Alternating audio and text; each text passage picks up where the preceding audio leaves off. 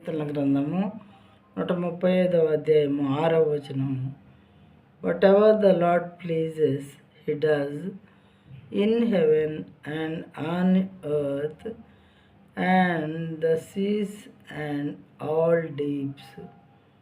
ఆకాశమందును భూమి యందును సముద్రంలో యందును మహాసముద్రంలో యందును వాటన్నింటి యందును ఆయన తనకిష్టమైనదంతయు జరిగించుచున్నాడు.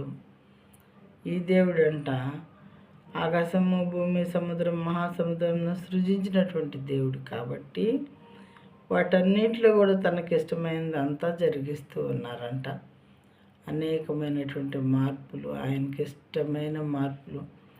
నదులు లేని చోట నదులను పుట్టించడం, సముద్రాలను ఎండిపోయి చేయటం, ఆరిపోయి చేయటం, మైళ్ళు వెనక్కి పంపించటం, లేదా సముద్రాలని నదులని ఎర్రగా మార్చడం, రక్తంలాగా మార్చటం, మరి రెయిన్ వర్షపు వాన కురిసేలాగా చేయటం, మరి వడగండ్ల వర్షాలు, భయంకరమైన వడగండ్లు, టోర్నడోస్. ఇంతకుముందు అంత పెద్ద గాలి మనం ఎప్పుడూ చూడలేదు.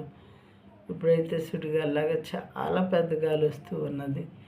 ఇలాంటివి ఎన్నో చూస్తున్నాం. మడ్ స్టామ్స్ చూసాము మనం ఎప్పుడైనా. బురదతో కూడినటువంటి స్టామ్, భయంకరంగా పర్వతాలు కిందకి జారిపోయి బురద రూపంలో ఊర్ల మీద పడిపోయి అనేక మంది ప్రాణాలు తీసి ఇళ్ళు కూలగొట్టేవిగా ఉంటున్నాయి.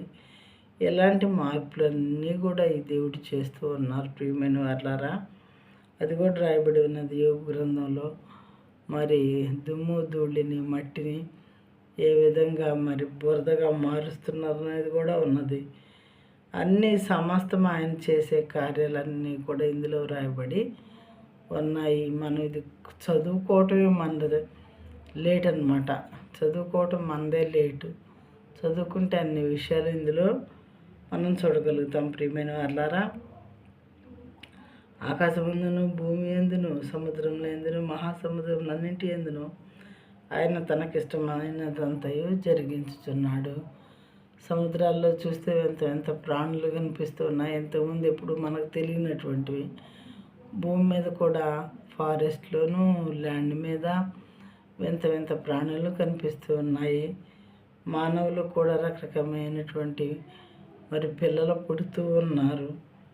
ఒక మార్పు కాదు, దేవుడు ఎక్కడ ఏ దేశంలో ఏ ప్లేస్లో ఎలాంటి మార్పు చేయాలనుకుంటే అక్కడ ఆ మార్పులు చేస్తూ ఉన్నారు దేవుడు. ఆయన తనకిష్టమైనదంతయు జరిగించుచున్నాడు.